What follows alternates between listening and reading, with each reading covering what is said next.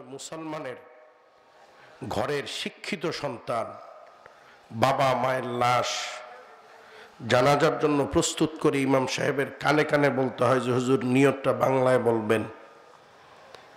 শিক্ষিত ছেলে, ছেলে কি শিক্ষিত, এত শিক্ষিত যে বাংলায় নিয়তটাও হুজুরের কয়ে দিতে হয়। বাংলায় নিয়তটাও কার বলতে হয়?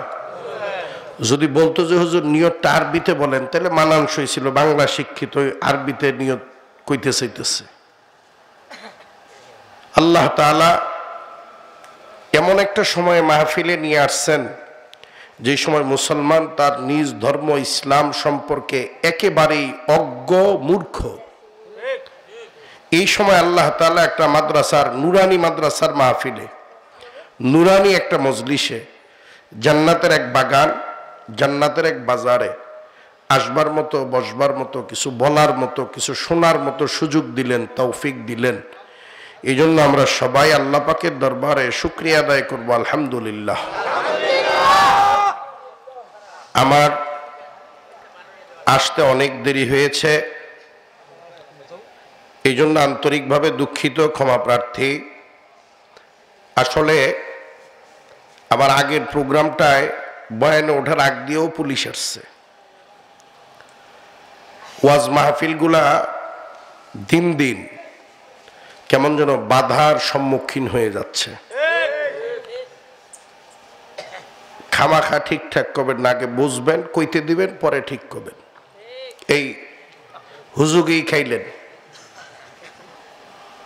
কথা আগে বুঝবেন, শেষ করতে দিবেন, তারপরে ঠিক বেঠিক যেটা আছে এটা বিচার বিশ্লেষণ করে পরে তাকবীর দিবেন।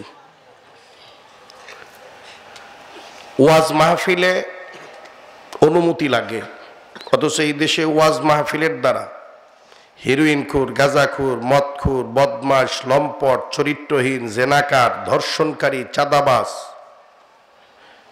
সুদখোর, ঘুষখোর একজনও কি ভালো হয় নাই? বলেন। ওয়াজের দ্বারা, নসিহতের দ্বারা হাজারো লক্ষ বেনামাজি নামাজি হয়েছে, হাজারো সুদখোর সুদ ছেড়ে দিছে, ঘুষখোর ঘুষ ছেড়ে দিছে, নেশাখোর, যেই নেশা ছাড়ানোর জন্য ডাক্তার কোনো ট্যাবলেট লেখার শক্তি নেই, সুদখোরের সুদ ছাড়ানোর জন্য কোনো ঔষধ মেডিকেলে নাই, এমন সুদখোর কি আমাদের ওয়াজের প্রেসক্রিপশনে, ওয়াজের ট্যাবলেটে, ওয়াজের অ্যান্টিবায়োটিকে সুদখোর ভালো হয় নাই একজনও? কি বলেন? হইছে? দাড়ি কামায়, নবীর কলিজায় রক্ত ঝরায়, যদিও মুসলমানের বাচ্চা, বাপ মুসলমান, দাদা মুসলমান, নিজের পরিচয় দেয় মুসলমান, দাড়ি কামায়, সে কি নবীর দুস্থ না দুশ্মন? আমাদের ওয়াজে আপনারা, আমার ওয়াজে না, আমার মতো অনেক ওলামা ইকরামের ওয়াজে আপনারা দাড়ি রাখেন নাই। যখন দাড়ি চাচ্ছেন তখন ছিলেন নবীর দুশ্মন, যখন দাড়ি চাচ্ছেন তখন ছিলেন নবীর দুশ্মন, এখন দাড়ি রাখছেন এখন হচ্ছেন নবীর দোস্ত।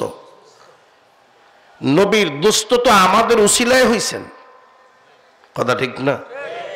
আমার ওয়াজগুলো আপনারা শুনবেন, মানবেন কি মানবেন না এটা আমি জানি না, মানানোর জন্য আমি ঘাড়ে ধরবো না, কারণ ঘাড়ে ধরার দায়িত্ব আমার না, জোর করে মানানোর দায়িত্ব আমার না।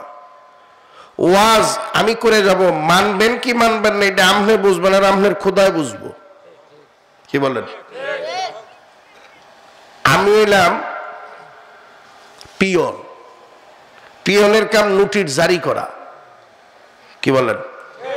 সেটা মানবে কি মানবে না এটা তালুকদার বুঝবে আর জজ সাহেব বুঝবে, কথা ঠিক কিনা? যদি পিয়ন নোটিশ জারি না করে চাকরি তো থাকবেই না, খোয়ারে ঢুকতে হবে। আর নোটিশ অনুযায়ী যদি তালুকদার বা জমিদার জজ কোর্টে হাজিরা না দেয় তাহলে পিয়ন বলে যায় যে তালুকদার বা জমিদার সাহেব তারিখ মতো যাবেন কি যাবেন না এটা আপনার ব্যাপার আর আপনার জজের ব্যাপার। তারিখ মতো না গেলে জজ সাহেব ওয়ারেন্ট জারি করে কোমরের মধ্যে রশি লাগাইয়া টাইনা হেসরাইয়া বেইজ্জতি করে নিয়ে কোর্টে দাঁড় করায়। কথা ঠিক কিনা? আমরা যারা আজকে যৌবনের শক্তি পাইয়া, যৌবনের তাড়নায় দাড়ি কামাইয়া প্যান্ট শার্ট পরিয়া গুনার সাগরে ঝাঁপাইতেছি, একদিন এই যৌবন থাকবে না। কি বলেন? একদিন এই যৌবন আল্লাহ পাক দারোগা আজরাইল রেডি রাখছে, শুধু ওয়ারেন্ট জারি হইতে বাকি আছে। আমরা ওলামা ইকরাম নোটিশ জারি করে যাইতেছি, নামাজ পড়ো, দাড়ি রাখো, সুদের কারবার ছাড়ো, ঘুষের কারবার ছাড়ো, ব্যবসায়ীরা ওজনে কম দেওয়া বাদ দাও। আমরা বলে যাচ্ছি, মানা না মানা এটা আপনাদের ব্যাপার। কথা ঠিক কিনা? এই জন্য আমি খুব লম্বা চওড়ার সময় কথা বলবো না, একেবারেই সংক্ষেপ আলোচনা। অনেক রাত্রি হয়েছে, এখন ঘুমের সময়, ওয়াজ করা এবং শোনার সময় এখন না। তো আজকে এখানে আপনারা যারা আসছেন, সংক্ষিপ্ত দুইটা আয়াত তেলাওয়াত করছি। আপনারা কি জান্নাতে যেতে চান? আমারও ধারণা তাই হচ্ছে, জান্নাতের আশাই তো এত রাত্রি পর্যন্ত বসে আছেন। আমি তো আপনাদেরকে টাকা দিব না, পয়সা দিব না, খাবারও দিব না। কথা ঠিক না? আপনারা যেহেতু রাত্রি জেগে কষ্ট করে আরামের বিছানা হারাম করে এখানে বসে আছেন খেরনারা কুটার মধ্যে, হতে পারে আজকের এই ত্যাগটুকুর জন্য আল্লাহ তাআলা মাফ করে জান্নাতের ফয়সালা দিতে পারেন। এটা জান্নাতের বাগান, জান্নাতের বাজার, এটা জান্নাতের একটা হাট। দুনিয়ার বাজার প্রতিদিন সকালবেলায় বসে, বিকালবেলায় ভেঙে যায়। আবার কোন কোন বাজার সকাল 7টায় শুরু হয়ে 9টায় শেষ হয়ে যায়, আবার বিকালবেলায় মেলে। ঠিক না? দুনিয়ার বাজার প্রতিদিন মেলে, কিন্তু জান্নাতের এই বাজার কিন্তু প্রতিদিন বসে না। এই মাদ্রাসাওয়ালারা জান্নাতের বাজার বসাইতেছে আজকে 4 বছর যাবত, নাকি মনে করেন? দুনিয়ার বাজারে যায় মাছ কিনা যায়, তরকারি কিনা যায়, আলু বেগুন পেঁয়াজ কিনা যায়, কিন্তু জান্নাতের বাজারে আলু বেগুন পেঁয়াজ মাছ তরকারি সংসারের কোনো বাজার পাওয়া যাবে না। জান্নাতের বাজারে কবরে একটু আরামে থাকার একটা বাজার পাওয়া যায়। কি বলেন? কবরের মায়ের থেকে বাঁচার একটা বাজার জান্নাতের বাজারে পাওয়া যায়। হাসরের ময়দানে সূর্যের গরম থেকে বাঁচার একটু বাজার জান্নাতের বাজারে পাওয়া যায়। দুনিয়ার বাজার বাড়িতে নেওয়ার পরে 1 সপ্তাহ লাস্টিং করে না, তার আগেই পচে যায়। কি বলেন? দুনিয়ার বাজার বাড়িতে নিয়ে যাবেন 1 ব্যাগ বাজার, একা খাওয়ার অধিকার আপনার নাই। কারণ ওই ব্যাগের মধ্যে যে বাজার করছেন, এই বাজারের মধ্যে আপনার বউয়ের হক আছে, ছেলের হক আছে, মেয়ের হক আছে, বাবা মার হক কে আছে না? কিন্তু আজকে এইখান থেকে জান্নাতের বাজার থেকে যদি সুবহানাল্লাহ কইয়া 10টা নেকিও কামাই করে নিয়ে যান, কালকে যদি মারা যান, এই 10টা নেকির থেকে একটা নেকি আমার বিবি এবং শ্বশুরবাড়ির গোষ্ঠীর কারোর ক্ষমতা নাই যে একটা নেকি কম দিয়ে দেয়। 10টা নেকি কামাই করব, 10টা নেকি আমার সাথে কবরে চলে যাবে। কি বলেন? বিবি কবরে যাবে না, বাচ্চা কবরে যাবে না। সারাদিন গাধার খাটনি খাটছেন, যা কামাই করছেন সব পড়ে থাকবে, কিছুই সঙ্গে যাবে না। আজ রাতে এখানে বসে যা কামাই করলেন পুরাটাই কবরে চলে যাবে। এক বিন্দু কেউ রাখার শক্তি, এই বাজারে ভাগ বসানোর ক্ষমতা কারোর। এটা আমার, এটা আপনার, একেবারে নিজস্ব বাজার এটা। ঠিক কিনা? বাজারে গেছেন, বোয়াল মাছ পাইছেন, বড় বোয়াল, বলতেছে নদী, দেখেও পছন্দ হয়েছে, খুব তেলতেলা চকচকা, খুব পছন্দ হয়েছে। জিজ্ঞাসেন মাছ বলে, রে মাছ কত রে? কয় স্যার মাছ তো 8,000 টাকা। কয় হাজার? 8,000। ব্যাপারটা এত টাকা দাম নাকি? এই সময় তো মাছের দাম এত না। মাছওয়ালা লাভ দিয়ে দাঁড়াইয়া হাতটারে টান দিয়ে একটু আবডালে নিয়ে যায়, কয় স্যার আপনি যে বাজার থেকে বড় বড় ভালো ভালো মাছ কিনে নিয়ে তো আমি জানি, আর মাছটা আমার পছন্দ হয়েছে, আলু পাম দিতেছে। স্যার স্যার কইতেছে, স্যার তো খুব ফুলতেছে, আমার এইভাবে ইজ্জত দিতেছে না। স্যার মাছটা যদি আপনি নেন, আপনার কাছে আমার বেচার জন্য মনটা ছুটে গেছে গা। আপনার জন্য স্যার 5,000 টাকা, আমি তো মাছ মাইরে আনি নাই, কিনে আনছি, সীমিত লাভ স্যার। যে পরিমাণের সার কইছে এখন আর কথা কওয়ার সুযোগ নাই, ইজ্জত যা। কি কন? হ্যাঁ বেটা 5 দিতে পারবো না, 5,000 দিলাম, 500 ফেরত দে। ওই সার আমার কিছু থাকে না। বাংটি হইলে তো 6,500 দিতাম, 5,000 1,000 টাকার নোট দিছি, এখন ভাল লাগতেছে না, দে কিছু ফেরত দে। স্যার দুটো ভাই ধরছি, মাছটা খেয়ে দেখেন খুব স্বাদ পাবেন, আবার আবেন আমার কাছে। কি 5,000 টাকার মাছ নিয়ে বাড়িতে গেছেন, ব্যাগে থেকে ডাইলে যখন বিবির সামনে দিয়েছেন, বিবি খুশি না বেজার? শুধু খুশি, মহা খুশি। বাচ্চারা খুশিতে নাচে। বোয়াল মাছটা আটাইতেছেন আর স্বামীর চেহারার দিকে তাকায় মেজাজ বুঝতেছেন, মেজাজটা কেমন, কিছু দেখে বোঝেন না। এখন বিবি জিগায় যে এই করোনা, অভাব, অনটন, এর মধ্যে এত টাকা দেয়া মাছটা আনার কি দরকার ছিল? স্বামী যদি জবাব দেয় যে আমার কাছে বলে ঠকছ, জীবনে ভালো মন্দ কিছু খাওয়াইলাম না, এই জন্য জীবন মরণ ত্যাগ করে অভাব আর অনটন আছে, আইনার দিলাম, জনমের খাওয়া খাও।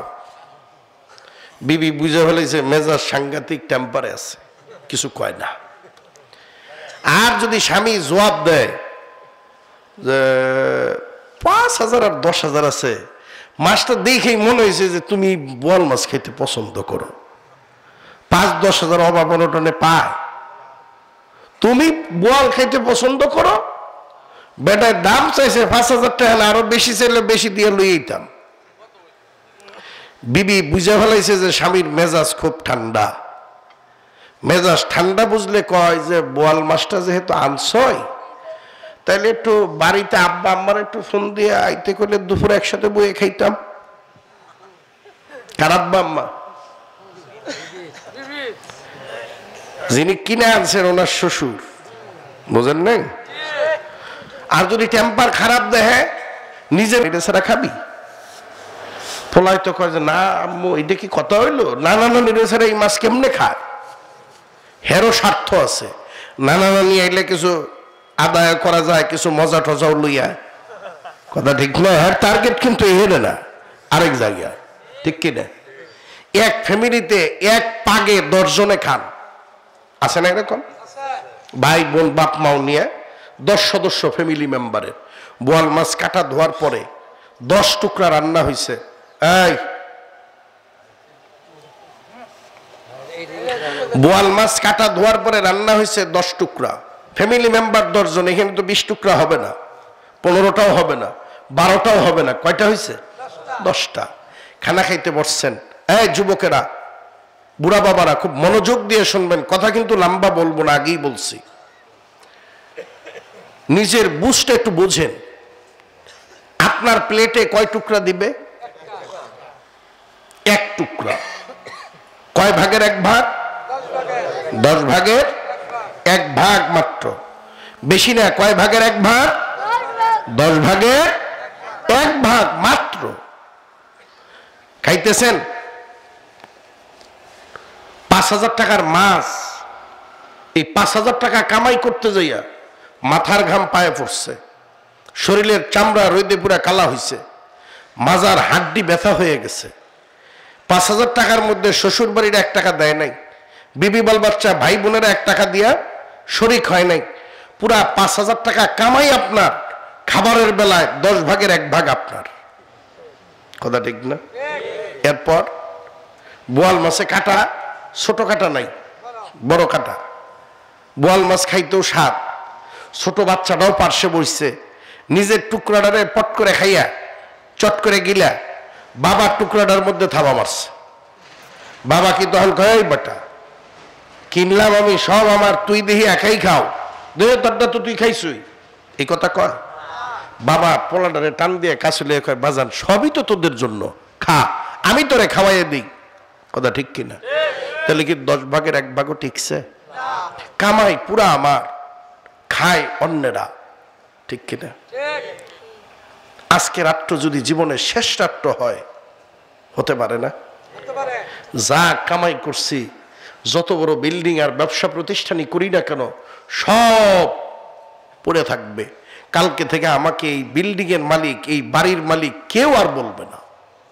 কথা ঠিক না? আমরা প্রতিনিয়ত সুখ সংবাদ শুনি, অমুকে নাই, অমুকে নাই। এই শব্দটা, এই বাক্যটা আমার বেলায়ও সামনেই কোনো একদিন মাইকে বেজে উঠবে। ভাবছি কি একবারের জন্য কি ভাবছি? কি নিয়ে কবরের দেশে যাত্রা করলাম? মাগরিবের আজানের পরে রাত শুরু হয়েছে, অর্ধেক রাত পার হয়ে গেছে। সকালবেলায় ঘুম থেকে উঠেছিলাম, দেখতে না দেখতে বেলা শেষ হয়ে গেছে। তার মানে একদিনের রাস্তা, একদিনের পথ কবরের দিকে আগায় গেছি। কথা ঠিক না? মায়ের পেটে থেকে আসার পরেই কবরের রাস্তায় হাঁটতেছি। কোথায় যায়, কবে যায়, কয় বছরে যায় এই পথ শেষ হবে জানি না। পথের মাথায় ছোট্ট একটা গর্ত। কয়টা? গভীরতা 10 হাত না, 2.5-3 হাত, লম্বা 3.5 হাত, পাশে ওই 2.5-3 হাত, এর বেশি না। কথা ঠিক না? এই ছোট্ট গর্তটার মধ্যে রাস্তার শেষ মাথায় যাইয়া যখন একেবারে গর্তের কাছাকাছি চলে গেছি, আজরাইল নামক দারোগা ইসা পিছন থেকে একটা ধাক্কা দিবে, আমি আর আপনি গর্তে পড়ে যাব। গর্তে একবার যে পড়ছে, দ্বিতীয়বার পৃথিবী সৃষ্টির পরে দ্বিতীয়বার এই গর্তে থেকে উইঠা কোনো বাহাদুর দাঁড়াইছে প্রমাণ দিতে পারবেন? এই যুবক, পারবি প্রমাণ দিতে? ধনী বাবারা পারবেন? দুনিয়ার দারোগার কাছ থেকে ধনীরা টাকার বান্ডিল দিয়ে অপরাধী ছেলেকে বাঁচায় রাখতে পারেন। দুনিয়ার ক্ষমতা ধরে না, টেলিফোন দিয়ে বলতে পারেন যে এই দারোগা, কার ছেলে ধরছে, এটা তো আমার দলের কর্মী স্যার। চেয়ারম্যান সাহেব বলতে পারেন যে দারোগা সাহেব, যারে ধরছেন সে আমার আপন আত্মীয়, ছেড়ে দেন, কালকে থানায় আমি দেখা করব, আপনার সাথে বোঝাপড়া হবে। চেয়ারম্যানের টেলিফোন পেয়ে আসামি ছেড়ে দিতে পারে, ক্ষমতাসীন দলের নেতা টেলিফোন পেয়ে আসামি ছেড়ে দিতে পারে, টাকার বান্ডিল পেয়ে দারোগা আসামি ছেড়ে দিতে পারে। কিন্তু আল্লাহর দারোগা আজরাইল যেই দিন আমার আপনার দুয়ারে হাজির হবে, গোটা দুনিয়ার সমস্ত সম্পদ আজরাইলের পায়ে ফেললে একটু এদিক সেদিক হবে? মাননীয় প্রধানমন্ত্রী টেলিফোন করলে ভয়ের চোটে আজরাইল দৌড়াবো? হ্যাঁ? গোটা দেশের সমস্ত র্যাব পুলিশ বাহিনী যদি আজরাইলকে ঘিরে ধরে, আজরাইল ডরাবো? আজরাইল ডরানের ফিলিয়ার না। কি বলেন? আল্লাহ দুনিয়ার দারোগা মনে করেন এইখানে এক ঘরের মধ্যে মার্ডার কেসের আসামি পলাইছে। কি পলাইছে? মার্ডার কেসের আসামি। রাত্রি 1টায় আত্মীয় বাড়ি এ পলাইছে। এই পুষ মাসের শীতের সময় লেপার কম্বল ছাড়া তো ঘুমায় নাই। রাত্রি 1টার সময় আই একটা টোকা দিতেছে কে যেন, ঘরের মালিক রাত্রি 1টায় ঘরের দরজায় টোকা দেয়। জিগায় এত রাত্রিবেলায় ঘরের দরজায় কে? বাহির থেকে জবাব দেয়, আমি ত্রিশাল থানার অমুক দারোগা। যুবক বাবারা, বুড়া বাবারা, যদি সত্যি এই ঘরে মার্ডার কেসের আসামি পলায়, তার কানে যখন আওয়াজ গেছে আমি ত্রিশাল থানার অমুক দারোগা, লেপার কম্বল কি গায়ে থাকবে? কেউ টান দিয়ে সরায়? আসামির কানে যখন আওয়াজ গেছে আমি ত্রিশাল থানার অমুক দারোগা, আওয়াজ যাইতে দেরি, আসামির লাথি দিয়া লেপার কম্বল ফালাইতে দেরি হয় না। আসামি লাফ দিয়ে বিছানার উপরে বসা থরথর থরথর করে কাঁপা শুরু করে। কথা ঠিক না বেঠি? শুধু কাঁপে তা না, এই পুষ মাঘ মাসের শীতের মধ্যে 1 কিলোমিটার জোরে জোরে হাঁটলেও শরীর ঘামে না। কিন্তু আসামি বিছানার উপরে বসে এমন ভাবে ঘামতেছে, প্রত্যেক পশমের গোড়ায় গোড়ায় ঘামের পানি বের হয়ে আসছে। কাপড় চোপড় ভিজিয়া যায়, বিছনা ভিজিয়া যায়। আসামি একবার খাটের তলায় যেয়ে পলায়, একবার যেয়ে ধানের গোলায় পলায়, একবার মাছার উপরে যাইয়া পলায়, একবার মাছার তলায় যাইয়া পলায়। ঘরের মালিক ডাক দিয়া কয়, দারোগা সাহেব এত রাত্রিবেলায় কি মনে করি আসছেন? ঘরের মালিক দারোগা সাহেব ডাক দিয়া কয়, গোপন সংবাদের ভিত্তিতে আসছি, অমুক মার্ডার কেসের আসামি তোমার ঘরে পলাইয়া রইছে, তাড়াতাড়ি দরজা খোলো, নয় কিন্তু লাথি দিয়া ভাঙলাম। আর ডাক দিয়া কয়, আসামি ভাগার চেষ্টা তুই যতই কর, ঘরের চতুর্দিক দিয়ে পুলিশ ঘিরিয়া রইছে, বন্দুক উস্কাইয়া ধরিয়া রইছে, যেই দিক দিয়ে বের হইয়া যাবে ওই দিক দিয়ে কিন্তু গুলি বের হইয়া যাবে। দরজা খুলতে দেরি, দারোগা লাথি দিয়া দরজা ভাঙ্গিয়া ঘরের ভিতরে ঢুকলো। ভিতরের আলো নিভানো, হাতে টর্চ লাইট আছে, টর্চ লাইট খাটের তলায় মেরে দেখে আসামি নাই। কম্বল টান দিয়া দেখে কম্বলের তলায় কোল বালিশ ছাড়া আর কিছু নাই।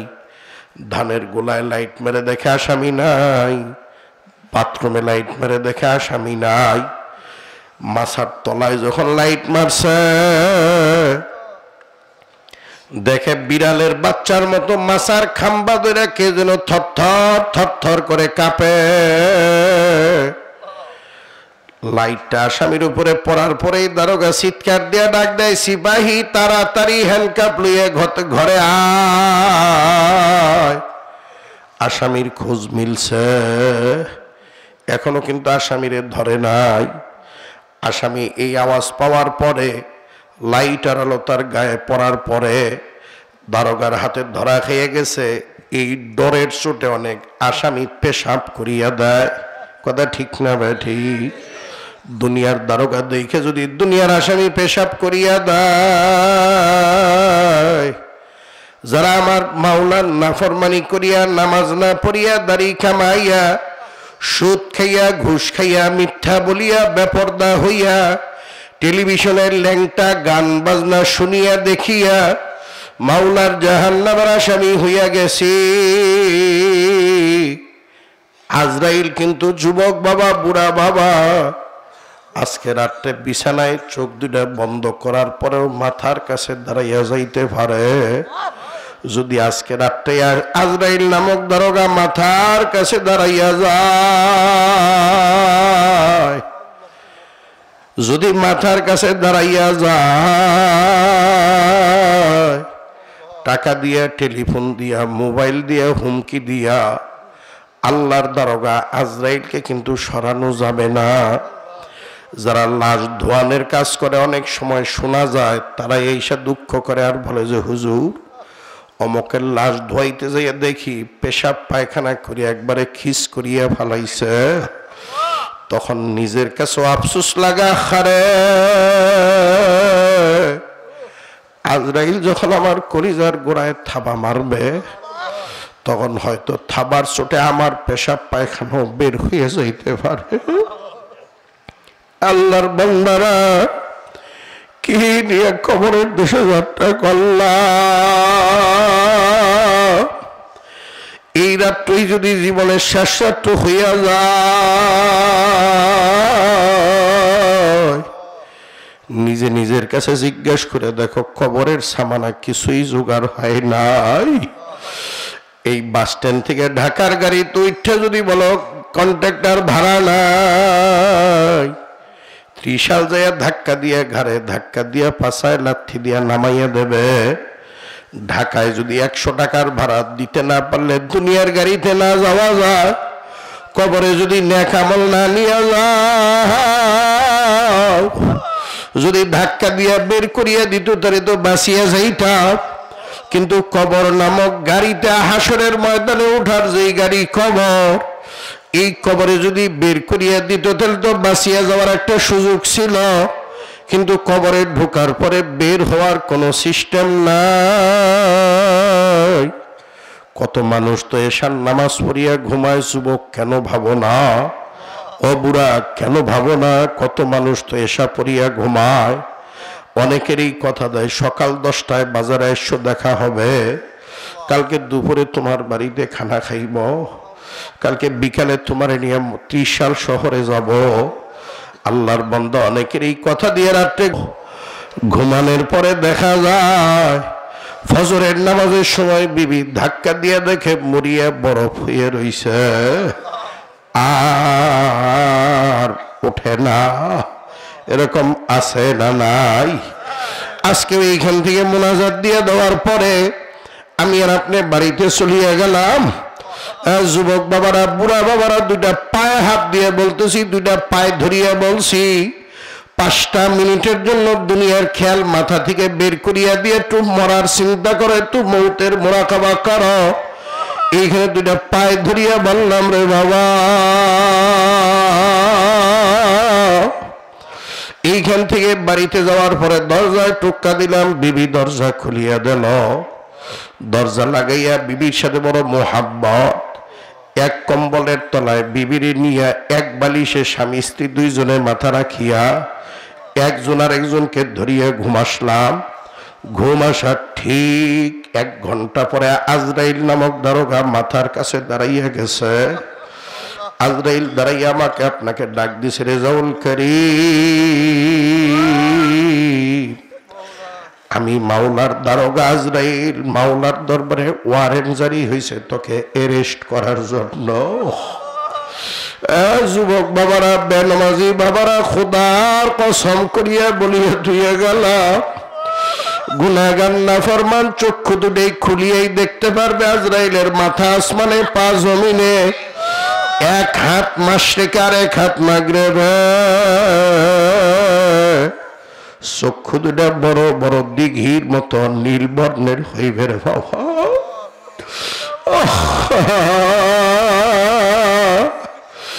আল্লাহ পাক ডাক দিয়া কয়, আজরাইল একটু ধৈর্য ধর, কলিজায় গোড়া আগেই থাবা দিবি না। ওর জন্য আমি কোন সুন্দর জান্নাত বানাইছিলাম একটু দেখাইয়া আফসোস ধরাইয়া দে। গুনাহগার নাফরমানের চোখের সামনে মাওলার জান্নাতের ফেরেশতারা জান্নাতটা উঁচা করিয়া ধরবে, স্বপ্নের মতো এক মুহূর্ত দেখাইয়া সরাইয়া ফালাইবে। আর ফেরেশতারা ডাক দিয়া বলবে, মাওলায় তোর জন্যই দামি জান্নাত বানাইছিল কপাল পোড়া, তুই মাওলার হুকুম না মানিয়া বন্ধু বান্ধবের পাল্লায় পড়িয়া দলের নেতার কথা শুনিয়া এই জাহান্নামটারে হারাই, এই জান্নাতটাকে হারাইয়া তারপরে কবরের দেশে রওনা করছ। আল্লাহ ডাক দিয়া আজরাইল, খবরদার, কলিজায় গোড়ায় থাবা দিস না। ও শক করিয়া নামাজ না পড়িয়া মিথ্যা বলিয়া সুদ খাইয়া ঘুষ খাইয়া কোন জাহান্নাম কামাই করছে একটু দেখাইয়া দেই। জাহান্নামের ফেরেশতারা চোখের সামনে একটু জাহান্নামটা উঁচা করিয়া ধর। অনেক গুনাহগার নাফরমান দেখবেন মরার আগ মুহূর্তে চোখের মনি দুইটা খালি ঘুরতে থাকে, ঘুরতে থাকে, ঘুরতে থাকে। জিহ্বা বের করিয়া দেয়, জিহ্বা শুকাইয়া যায়, গলা শুকাইয়া যায়।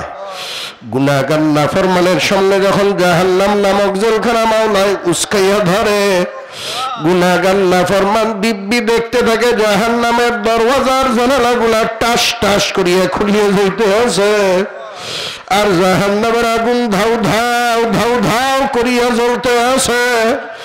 মাঝে মাঝে জাহান্নামের দরওয়াজার জানাল দিয়ে আগুনে জিহ্বা বের করিয়া দেয়।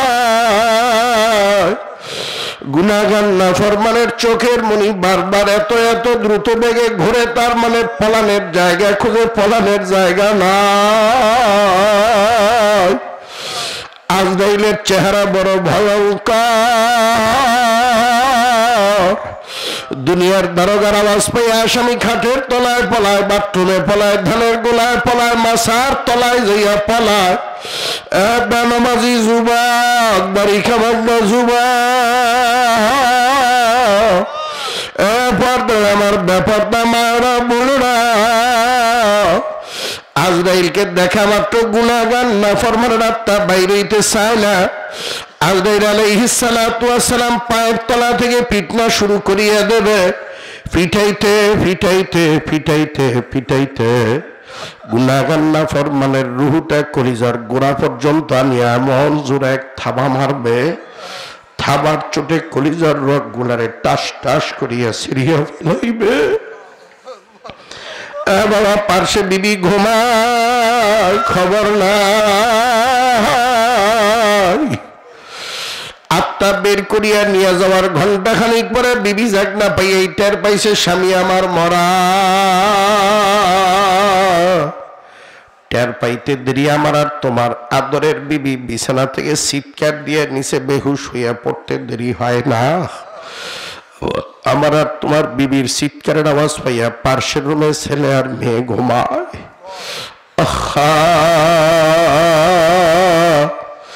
ছেলে আর মেয়ে ঘুমায়। মায়ের চিৎকারের আওয়াজ পাইয়া লাফ দিয়ে উঠে নিজেদের ঘরের দরজা খুলিয়া মা বাবার ঘরের দরজায় এসে থাপড়ায় আর ডাক দিয়া কয়, মা গো কি হইছে, দরজা খোলো। ছেলেটায় থাপড়ায়, মায়ের আওয়াজ না পাইয়া ছেলেটায় থাপড়ায়, কয় বাবা, ও বাবা ওঠো না, দরজা খোলো না।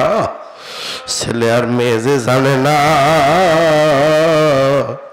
তার বাবা যে আর জীবনে কোনোদিন উঠবেও না, দরজাও খুলবে না। কারণ সারা না পাইয়া ছেলে আর মেয়ের দরজা লাথি দিয়া ভাঙ্গিয়া মেয়েটা দৌড়ে যায় মায়ের কাছে, ছেলেটা যায় বাবার কাছে।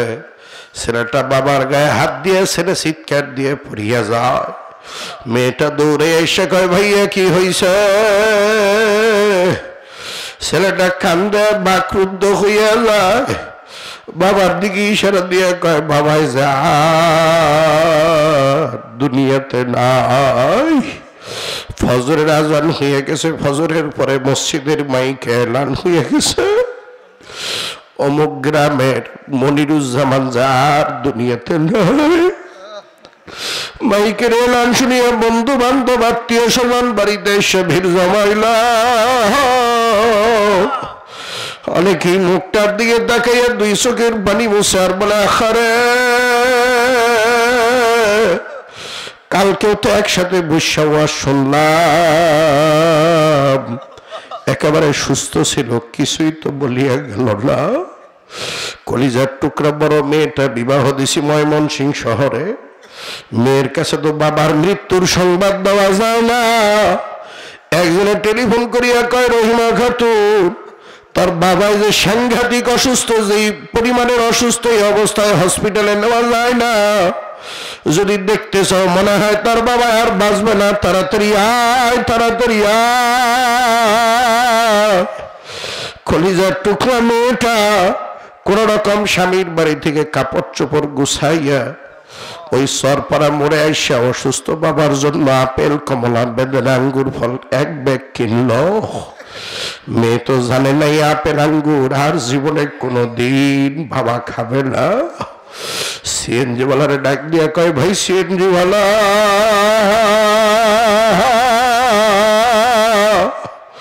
ওই যে কাঠালি ইউনিয়নের অমুক গ্রাম আর বাবার বাড়ি যাবিনি? কয় ম্যাডাম যাইতে পারি, ভাড়া কিন্তু 300 লাগবে। কয় ভাড়া জানেও নিবি, তাড়াতাড়ি চল, আমার বাবাই যে সাংঘাতিক অসুস্থ। সিএনজিতে ওঠার পরে মনে পড়ছে বুড়া বাবা বুড়ি মা দধি খাইতে খুব পছন্দ করে। সিএনজি ওয়ালারে ডাক দিয়ে কয়, ভাই সিএনজি ওয়ালা, ভালো দধি কোথাও পাওয়া যাবে? কয় যে দিগার পান কান্দা বাইপাসে একটা দোকান আছে, সেই জায়গায় বগুড়ার ভালো দধি পাওয়া যায়। কয় ভাই সিএনজিওয়ালা, আমার আব্বা খুব অসুস্থ, দধি খাইতে খুব পছন্দ করে, ওই দোকানটা তো চিনি না, আমার একটু লইয়া যা। অসুস্থ বাবার জন্য দোকান থেকে দধির পাতিল কিনিয়ে সিএনজিওয়ালারা কয়, ভাই একটু তাড়াতাড়ি চালা, জোরে চালা। গ্রামের রাস্তায় যখন ঢুকিয়া গেল, দূরে থেকে বাবার বাড়ির গেট দেখা যায়। মেয়েটা সিএনজির এক পাশ থেকে মাথা বের করিয়া দিছে বাবার বাড়ি দেখার জন্য। বাবার বাড়ির গেটে তাকাইয়া দেখে বাবার বাড়ির গেটে অনেক মানুষজনের ভিড় দেখা যায়। যখন মানুষজনের ভিড় বেশি দেখছে, মেয়ে বুঝা ফেলাইছে আমার বাবা আর দুনিয়াতে না।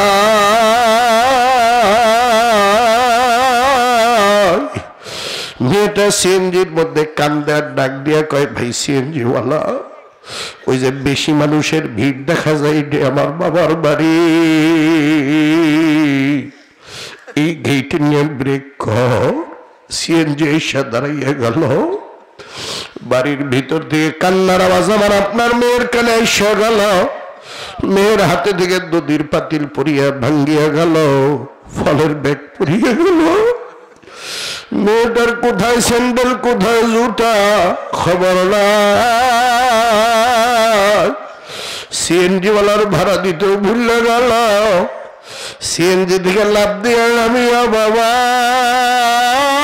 কই একটা চিৎকার দিয়া, হ্যাঁ বাবা আমার আপনার লাশের কাছে পড়িয়া গেল। মাটির মধ্যে মেয়েটা গইরা, আর বাবা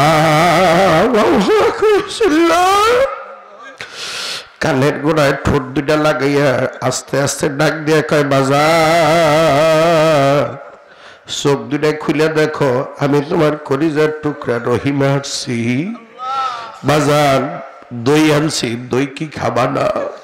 বাবা তুমি মারো নাই, সবাই মিথ্যা কথা বলে। বাবা তোমার জন্য আপেল আনছি, কমলা আনছি, বেদানা আনছি, আঙ্গুর ফল আনছি, তুমি কি খাওয়া না?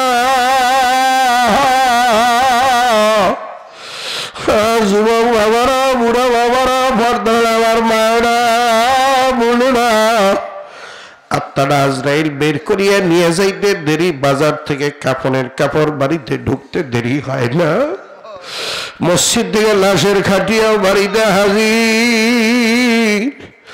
ধোয়ানেওয়ালারা বড়ইর পাতার গরম পানি করিয়া গোসলখানা রেডি করিয়া লাশটারে ধরাধরি করিয়া গোসলখানায় ঢুকাইয়া সুন্দর করিয়া ধোয়াইয়া মুছাইয়া 3 টুকরা সাদা মার্কিন কাপড় দিয়া আগা পাছায় মুরানি দিয়া প্যাকেট বানাইয়া লাশের খাটিয়ার মধ্যে লাশটারে টান টান করিয়া ফালাইয়া ধরাধরি করিয়া লাশটা বাঁধিয়া একজনের দাঁড়াইয়া ডাক দিয়ে কয় কে কে দেখবা?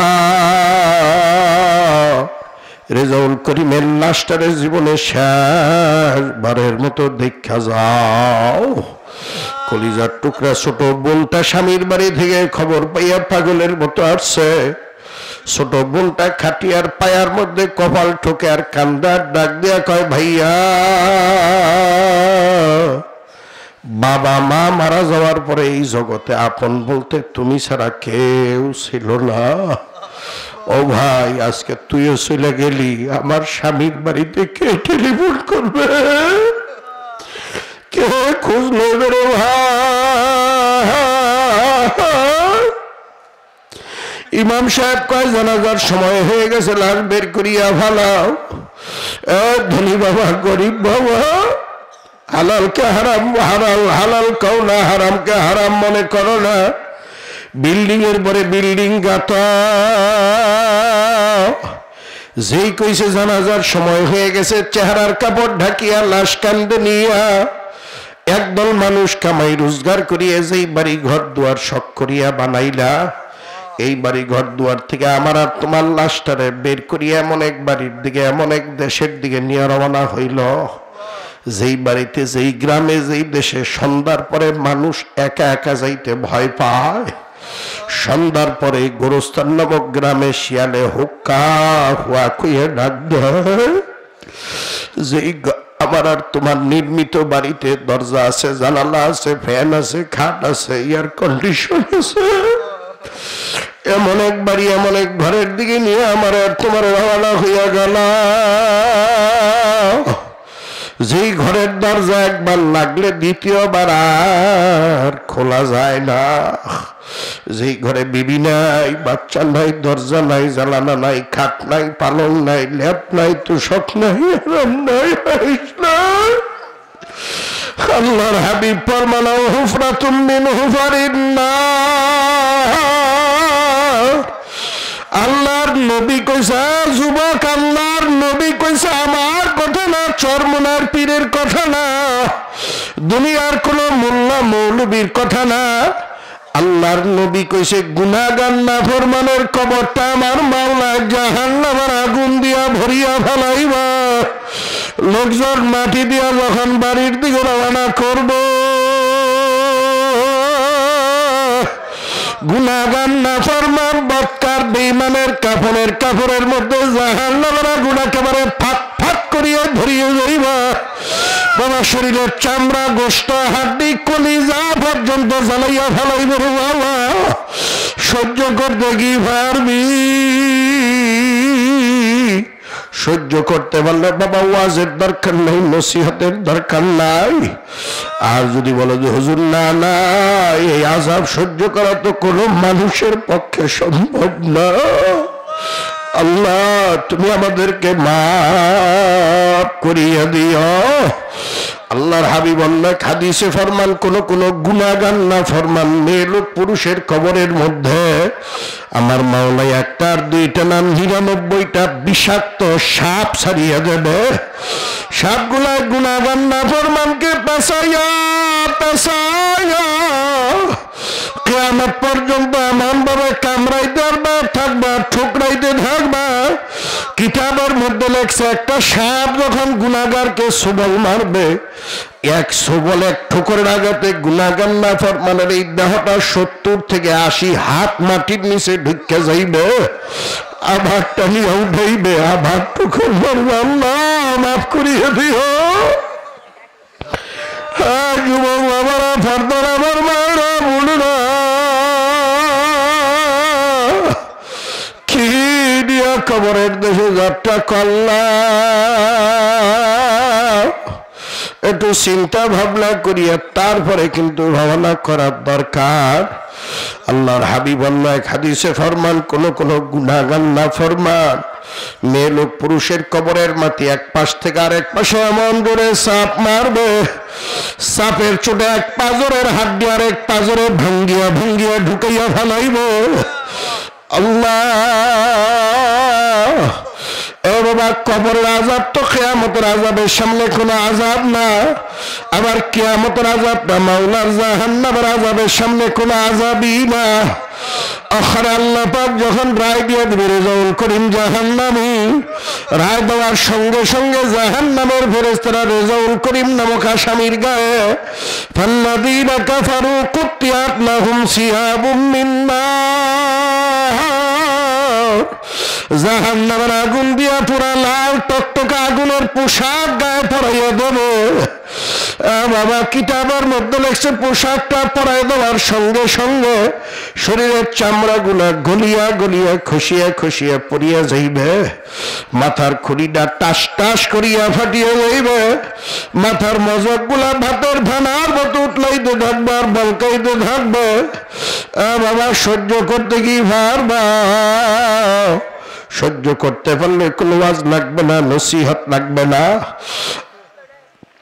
আর যদি বলো যে হুজুর না না, এই আযাব সহ্য করা কোনো মানুষের পক্ষে সম্ভব না, তাহলে বাবা হাতে ধরলাম, পায়ে ধরলাম, বাবা গুনার কাম ছাড়ো,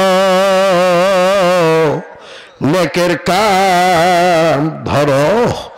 গুনার কাম সাইডা নেকের কাম ধরার জন্য আজকের এই মাহফিল, আজকের এই মজলিসে কে নিয়ত করতে পারো? গভীর রাতে একটু আল্লাহু আকবার কে হাত দুটো আল্লাহরে জাগাইয়া দেখাও। আল্লাহ তুমি একটু সাইয়া দেখো, তোমার বান্দারা হাত জাগাইছো। আল্লাহ গুনার কাজ করবা, নেকের কাজ পেলে আর ছাড়বে না। আল্লাহ আমরা ওরা হাত জাগাই না, মৌত পর্যন্ত সকল প্রকার গুনাহ থেকে তুমি আমাদেরকে হেফাজত করো। আল্লাহ নেকের কাজ করতে করতে কবরে যাইতে পারি এই তৌফিক দিয়া দাও। জোরে জোরে কর আল্লাহুম্মা আমিন, আল্লাহুম্মা